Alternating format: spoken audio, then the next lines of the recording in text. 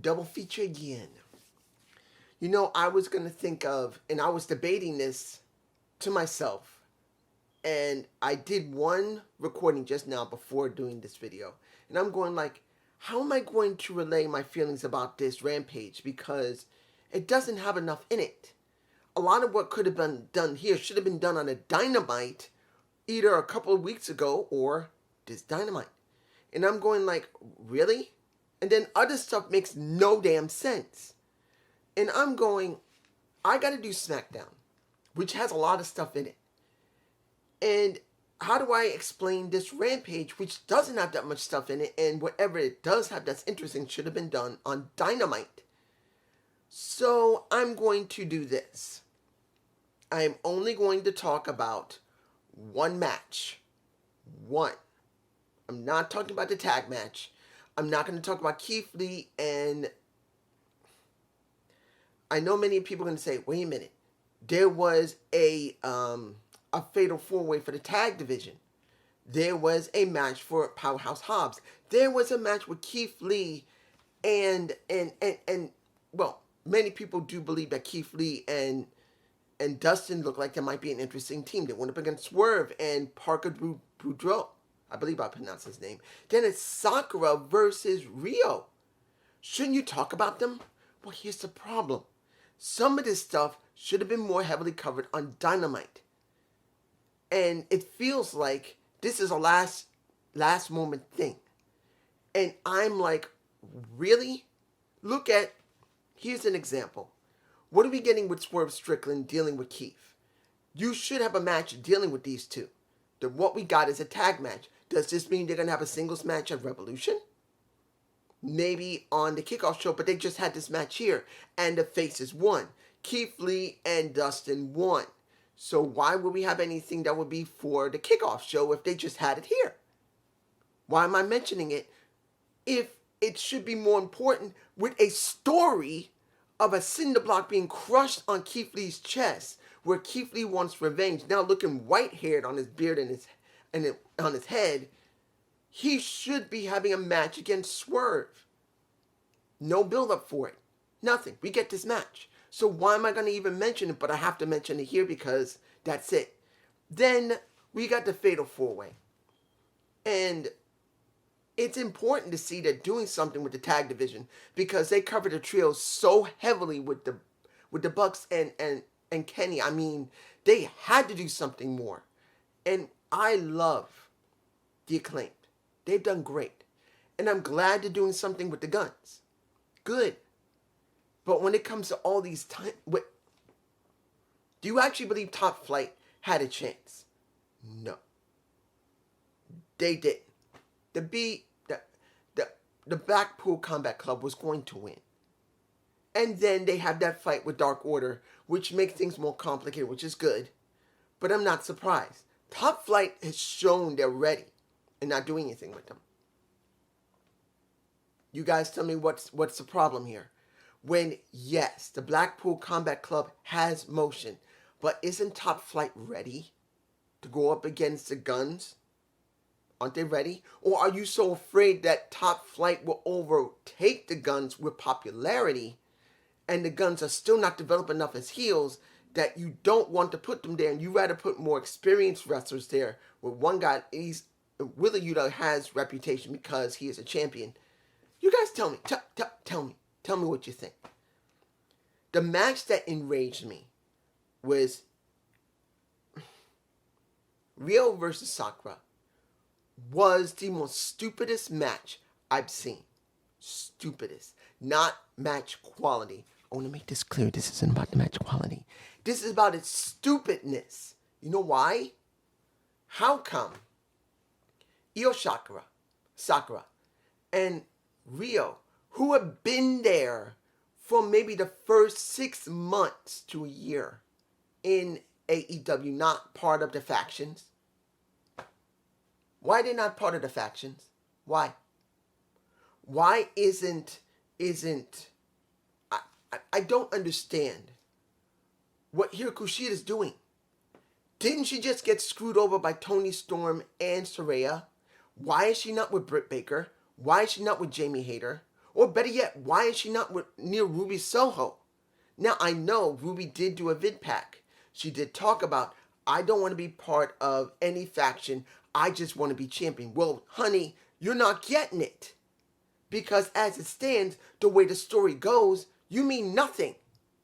She should mean something. But she's being beaten up by only 4 women? 4. Where are the damn factions to make this important that Ruby Soho has to be forced into? The men had 6 or 7 men in most factions, 5 in most, 8 or 10 in others, and there's only 2 for each? And you just had a match where Rio, she just got her ass saved by Britt Baker. Where's Saraya? Where's Toni Storm? Where's Jamie Hayter? Where is Britt Baker to approach her and say, hey, we need you on our side. I know we had our issues, but we need you. Where is that? I'm like, this made no damn sense. There's stuff here that should have been done on Dynamite. Look, Ricky Starks at the very end of that match, Keith Lee and Dustin versus the mobile affiliates. He goes and attacks pretty much Chris Jericho. Shouldn't have been cared for on Dynamite, not Rampage, which very few people watch. And Jungle Boy, he wants basically a buried alive match. Why are they talking about it here, where they show a video of him with a damn shovel doing exactly what Eddie Edwards did with PCO? He wants to bury him alive. Why is that not on Dynamite? You're doing it here on Rampage? I don't get it. I don't. Now moving on to SmackDown, which has a lot of meat in it, and I'm going to miss something. And you guys can leave me a comment below if I miss something that if I don't say it here on camera, then I'm leaving it to see what's going to happen later. I might have forgotten it. So you can ask me out, comment. What did we get from the... Let me give it to you like this. Did I enjoy the Bloodline segment? Yes. Did I enjoy Cody Rhodes dealing with the Bloodline segment with Roman Reigns, who told everyone to go in the back because, as Cody was saying, Mr. Roman Reigns, do you need these guys out here? I'm only here to meet my opponent. I'm not here to start anything. We had that segment. Very well done. And in some cases, they probably threw a little bit of honesty in it because we've never really heard. Look, I didn't hear a lot about Dusty talking to most of the NXT people when they were coming up, when NXT was beginning to develop into what was really loved until it was destroyed. So you could have had a Cody Rhodes in NXT at one point, but he never went there. He just left. He asked to be released. He left. So he never worked with the people that his father worked with or was around the people that his father was helping to develop. So what a Roman Reigns said probably wasn't totally a lie. Understand, Cody's dad was not someone that liked to really say a lot when it came to his family, other than that he loves them. But when it came to wrestling, Cody was already on the roster for many years. No matter if it was good or bad, dashing Cody Rhodes was not one of my most favorites, guys. Neither was Stardust. But Cody did try. Never did Dusty say, probably to his son, come, let's repackage you on NXT. No. And I don't even think Cody even cared to go either. There's a very good chance Cody didn't decide that he wanted to go to NXT. And that's the reason why he left. So, Roman might have been telling the truth a little bit, which would be refreshing. And seeing that Cody is a good enough actor, you can see that some of it was actually real frustration. And some of it's just a work. He doesn't really care that much. He knew his father loved him. He believed in him. And there you go. So, it was a good segment. Was I interested in the Dommy Mommy of Rhea Ripley versus a Liv Morgan? No. Reigniting, as they said in commentary, their little rivalry? No. I don't care about that. let's make this clear. There's only one thing I cared about. Rhea looking destructive, and she was. That's all that mattered. Because going in WrestleMania, she's got to look as strong as she can going up against Charlotte. Which, I'm going to say this now, I don't care. I'm saying this now. She has to win. If she doesn't win at WrestleMania and Charlotte whips her ass, you see I'm botching my words. Whoop her ass. This was nothing but a damn joke. She needed this years ago when she was doing very well in NXT. Vince didn't care about her. Charlotte didn't care about her. And this is what we got. It took a long time to get to the point she is now. If she doesn't win, this was all for nothing. And it also shows Vince is booking more than just Omos and Brock Lesnar. Yes, I heard. I heard Brock Lesnar is being booked with Omos because it's Vince doing it. And if anybody thinks that Vince is only going to do that, what did I tell you? Vince will get control back of creative. Whether he leaves or not, if the business is sold or not, he's getting it back. And this is the first example of it. If you haven't seen any subtle little stupidness, that's Vince. Now, let's move on to Baszler versus Tegan Nox. Did they care about Tegan Nox? No. Did they care about Shayna Baszler? No. Did they care about Ronda getting hurt by a Tegan, I believe? Yes. I only cared about it in the sense that we got something a little different, and it's about Shayna. But here's the problem. WrestleMania should be about two women. Two. Shayna Baszler and Ronda Rousey. That's what it should be about. Because pretty much Shayna Baszler is in the shadow of Ronda. 100%. That's what we got. Shayna should actually be challenging Ronda. And Shayna should be put over by Ronda. Because not only is Shayna been there longer than Ronda, Shayna has never been given the proper shine that she deserves. Whether you like Shayna or not, she's been there long enough that she showed she can really do the good work when she was in NXT, and when you let her actually do the work correctly, she can do it. So that's what I think WrestleMania should be. Ronda versus Shayna, that should be there. To put over Shayna, not to put over Ronda. Now, we got a smudge of people who wants the IC title. We got Drew, who came out first, trying to jump over Sheamus, who made it very clear, I want this. You know what I had to struggle in. And Drew is trying to say, calm down, I'm not trying to do anything. Yes, he is. And I do agree with Sheamus. He knew he wanted this, but Sheamus was honest. He lost twice. Then we got my boy, LA Knight coming out. Yes, we got LA Knight coming out. Yes, my boy came out. But it didn't last long because the New Day came out to insult him. What is he gaining? He supposedly had a feud with the hottest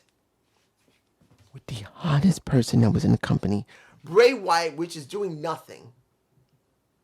Now he's working with the hottest, who should still be on NXT, helping the rest of the roster, being serious about it, and going up against most of the people that like Schism.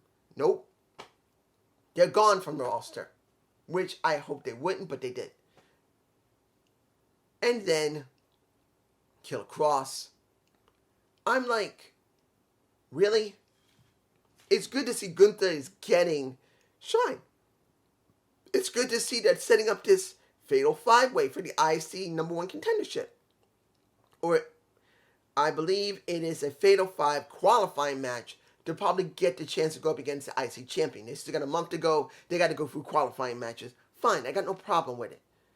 But it's a huge schmoz. And the person that doesn't seem to be getting anything out of it is LA Knight. I'm very worried, as I said before. When he was going through Bray, I was worried. And now I was right. What has he gained working with Bray Wyatt? Now he's working with New Day. They're joking with him. He's working with New Day. This seems like Vince is doing this mess. Don't tell me Vince isn't involved. He is. Why would you stick LA Knight with New Day? Look, LA Knight is LA Knight. He's Eli Drake. He doesn't need that type of help. Just let him do what he does. But you're sticking with New Day for no reason. Other than what?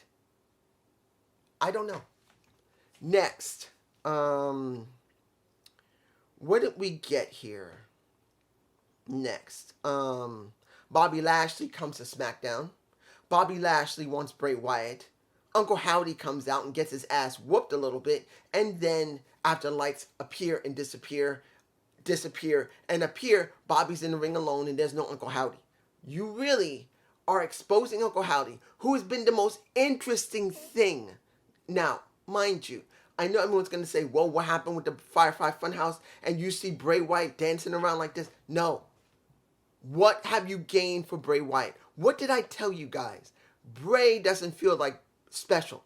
He's rehashing all the stuff he did before. Everyone was so excited, saying that Bray's going to do great. What did I tell you when he first appeared? I told you I thought he was going to do something entirely different. He's just reusing all his own stuff. And it doesn't feel important to me personally. Now look what JD is saying. Look what Just Alex is saying. What happened to Bray Wyatt? It's like he was here and now he's here. You know why? Because he's gone back to the Firefly Funhouse and not really reinvented himself. The only thing that's interesting is Uncle Howdy. And he just got his ass handed to him just a little bit. A little bit.